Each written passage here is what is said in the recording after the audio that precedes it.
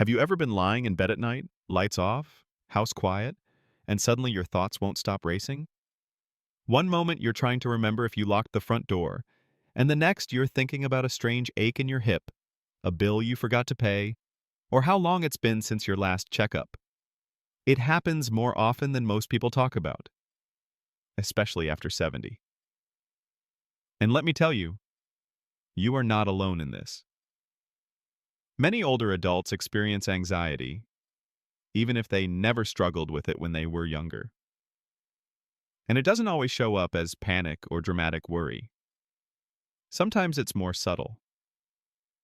A tightness in your chest for no clear reason. A feeling like something's wrong, even when everything seems fine. Or a sense that your world, your routines, your body, even your place in your family, is slowly shifting in ways you can't quite control. So if you've been feeling more anxious lately, first, take a breath. You're in the right place? And second, know this. There are ways to calm your mind. Gentle, practical, meaningful ways that don't require pills or big life changes. Just small shifts over time that help you feel more grounded in yourself. That's exactly what we're going to talk about today. Let's start with one of the most overlooked causes of anxiety in older adults: unpredictability. You see, when we're younger, we live in a world full of changes: jobs, kids, plans, chaos. But there's this idea that life after 70 is supposed to be slower, more peaceful. And in some ways, it is. But that doesn't mean it's stable. In fact, the changes can feel even more jarring. A spouse passes, a friend moves into assisted living, your doctor retires, your own body doesn't move the way it used to. And all of that unpredictability can chip away at your sense of security. So one of the best ways to start calming your mind is to rebuild a sense of control. That can be something as simple as having a small, consistent morning routine. Not a big overhaul, just something that signals to your brain, we're safe, we're steady, we're starting the day on our terms. Maybe that means sitting with your tea or coffee for 5 minutes without the TV on. Maybe it's stretching your arms and legs before getting out of bed. Maybe it's writing down one thing you're looking forward to that day. The power is in the pattern. A friend of mine, Susan, started lighting a small candle every morning while she made her breakfast. Just a tiny ritual. Nothing flashy. But she told me it helped her feel anchored, like she was choosing the tone of her day, rather than waking up already reacting to it. Now let's talk about something that touches almost every senior I know: loneliness. Even if you're surrounded by family, loneliness can creep in. Because it's not just about how many people are around you, it's about how connected you feel to them. And when anxiety starts to whisper that you're being left behind, or that you don't matter as much anymore, that loneliness can get louder. One of the simplest ways to quiet that voice is with meaningful connection. And I want to emphasize the word meaningful. It's not about how often you talk to someone. It's about whether that conversation makes you feel seen. That might mean calling a friend you haven't talked to in a while and saying, "I just wanted to hear your voice," or joining a local group, like a walking club, a gardening circle, or even a virtual book discussion. Something where people know your name and ask how you're doing, not just out of politeness, but because they really want to know. And if that feels too big right now, start even smaller. When you go to the grocery store, look the cashier in the eye and ask how their day is going. Offer a smile. That little moment of connection reminds your mind that the world is still full of warmth, and that you're a part of it. Another root of anxiety, especially for those over 70, is fear of memory loss. Maybe you forgot where you put your keys, or you walk into a room and forget why. These things happen to everyone, but they feel different as we age. They carry a weight, a worry. Is this the beginning of something worse? Here's the truth. Occasional forgetfulness is normal. But the fear of forgetting can become a source of anxiety all on its own. That's why one calming habit you can try is mental journaling. At the end of the day, just take a few minutes to reflect. What do I remember about today? What made me smile? What surprised me? Even better, write it down. You don't need to keep a full diary, just a sentence or two each night. It's not about recording history. It's about giving your brain permission to be present, to feel capable, to track the rhythm of your days. And if you're really worried about your memory, talk to someone, a doctor, a family member. Don't keep that fear to yourself, because letting it swirl around in silence only makes it bigger. Let me leave you with this for now. Anxiety doesn't make you weak. It means you're paying attention. It means you care about your life and how you move through it. And that's something worth honoring, not hiding. Now that we've covered a few ways to find calm through routine, connection, and presence, let's move deeper into the tools that help quiet the mind when it feels too loud to think straight. You know those moments when your thoughts feel like they've turned into a loud radio station you can't turn off? You're just sitting there, maybe watching TV or folding laundry, and suddenly your mind drifts to doctor visits, to loved ones far away, to bills, to time itself. You try to push the thoughts aside, but they just circle back like moths around a lamp. That's exactly why I want to talk about the role of breathing. Now, I know it sounds almost too simple. Just breathe. But most people don't realize how powerful intentional breathing can be when it comes to calming the mind, especially as we age. Think of your breath like an anchor. When the storm of thoughts is swirling, your breath brings you back to shore. And the best part? It's always with you. Try this sometime, just once a day. Sit in a quiet space, close your eyes, and breathe in gently through your nose for 4 seconds. Hold it for 4 seconds. Then breathe out slowly through your mouth for 6. Don't rush it. Let your shoulders drop. Let your jaw relax. Even just 2 or 3 minutes of this can change the entire rhythm of your nervous system. It tells your brain, we're not in danger. We can slow down now. One woman I know, her name is Helen, started doing this every morning after her husband passed away. She said the silence in the house used to feel deafening. But now, when she breathes like this, she says it doesn't feel like silence anymore. It feels like space. Space for peace. Space to just be. Another simple yet deeply calming practice is something I call sensory grounding. When anxiety starts to build, the body reacts. You may not even realize it. Your jaw tightens, your fingers twitch, your heart races a little. Sensory grounding is a way of gently telling your body, it's okay. We're here. We're safe. The next time you feel anxious, pause for a moment. Then look around the room and name 5 things you can see, 4 things you can touch, 3 things you can hear, 2 things you can smell, and 1 thing you can taste, even if it's just the air. It brings you back to your senses, literally, out of your head and back into the present moment. This works especially well at night when thoughts tend to be the loudest. For people over 70, evenings can be especially hard. There's a real thing called sundowning, even for those who aren't struggling with memory issues. The brain starts to wind down, and shadows and quiet spaces can stir up emotions we kept buried all day. That's why creating an intentional nighttime routine can be one of the kindest things you do for yourself. Not just brushing your teeth and switching off the lights. I mean something gentle, something that tells your mind and body, the day is over. It's okay to let go. Try turning off the television a little earlier. Play soft music. Read a chapter of a familiar book. Not something intense or emotional, just something that feels warm. And if you're up for it, write down one good thing from the day. It doesn't have to be big. A phone call. A laugh. A sunset.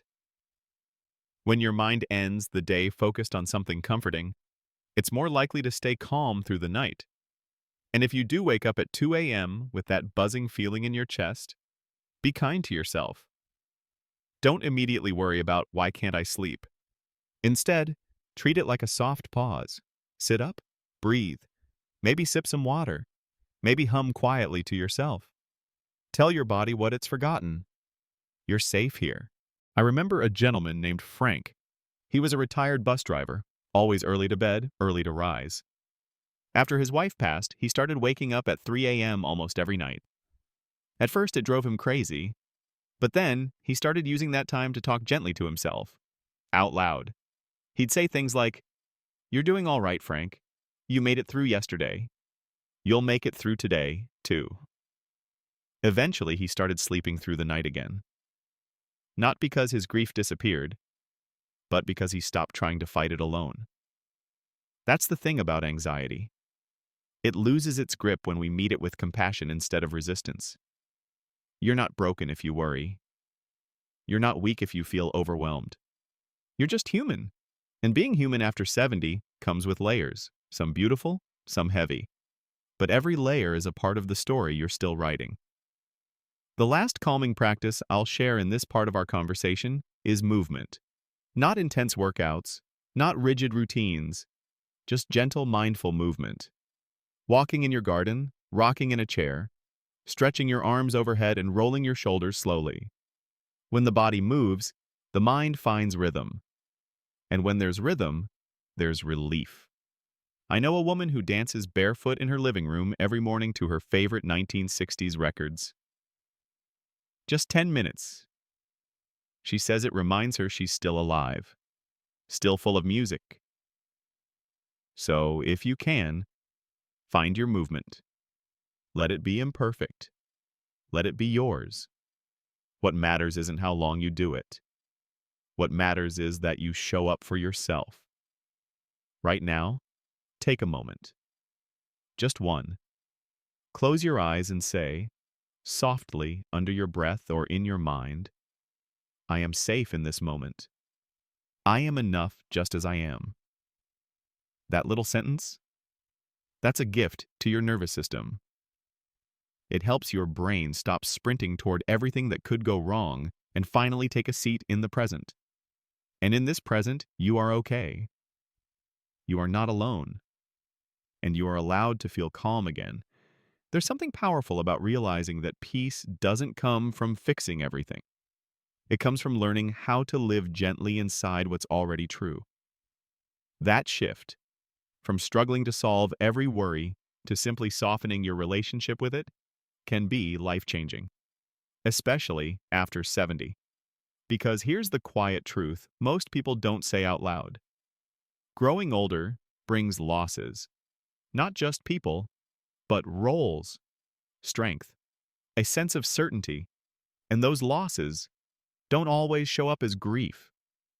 Sometimes they show up as anxiety, that vague restlessness, the worry that you're fading, or that the world is spinning too fast and doesn't need you anymore. But I want to tell you something, and I hope it lands deep. You are still needed. Your stories, your presence, your wisdom, they matter. And one of the most powerful ways to calm your mind is to reconnect with your purpose, not your old one, not the titles or jobs you used to hold, but your current purpose, the version of you that exists now. Purpose doesn't have to be big. It doesn't need a paycheck or a stage. It might be making soup for your neighbor every Sunday. It might be mentoring someone younger. It might be recording voice notes of your childhood memories to send to your grandkids. It might be planting herbs on your windowsill and caring for them every morning. Whatever brings you a sense of meaning, that's your anchor.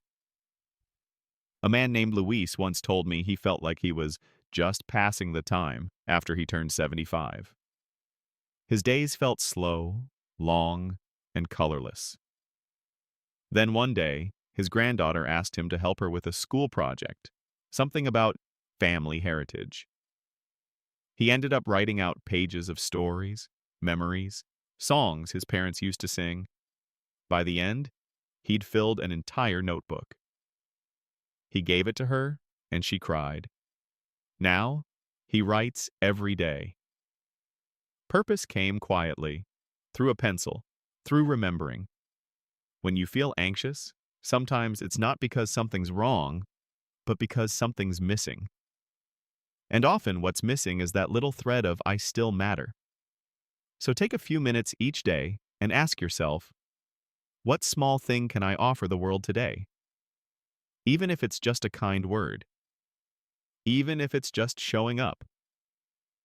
Now, as we come toward the end of this conversation, I want to share one more practice. It might sound simple, but it's one of the most overlooked tools for mental peace.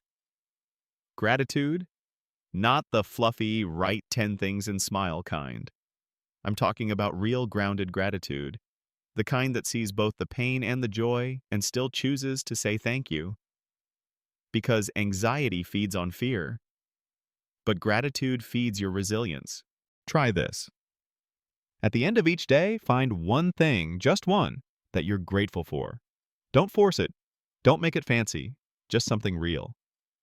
Maybe it's the warmth of your blanket, a bird you saw outside your window, a conversation that made you feel heard, or the fact that you made it through the day. That's enough.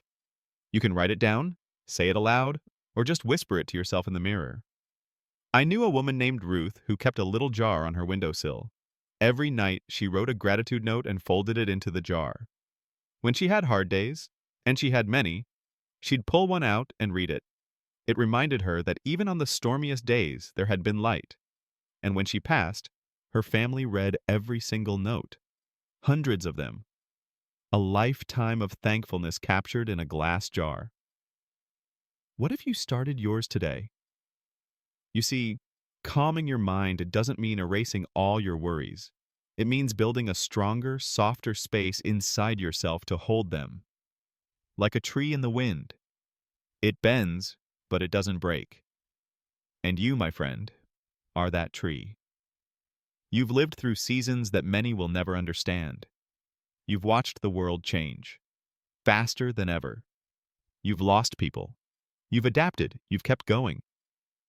That strength? It's in you. Still, even when your hands shake, even when your thoughts wander, you can choose peace, not as a one-time fix, but as a habit, a kindness, a return. Let today be that return. Stand by a window, feel the sunlight. Let your breath settle. Place your hand gently on your chest and say, I am here. I am whole. I am enough. Because you are. If this message resonated with you, I hope you'll take a moment to leave a comment. Share what helps you find calm, or what you've been struggling with. You never know who might need to hear your words. And if you found something useful here, please like this video and consider subscribing. We're building a community of encouragement, of wisdom, of people who know that aging doesn't mean fading, it means becoming more of who you really are. You deserve calm, you deserve clarity, and you deserve to know that no matter your age, peace is always within reach. Here's to your beautiful, steady heart. Here's to living your fullest, calmest life at any age.